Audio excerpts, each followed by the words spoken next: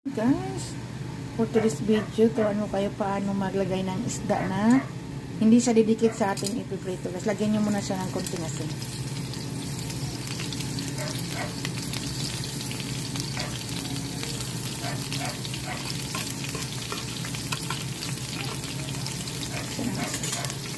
Bago ilagay yung isda.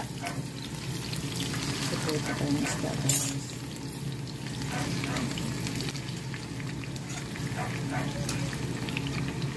Ayan yung ating isda na ipiprito. Ganyan lang ang technique pag nagprito ng isda, guys. Lagyan mo na siya ng konting asin, tapos ilagay yung isda. Ayan.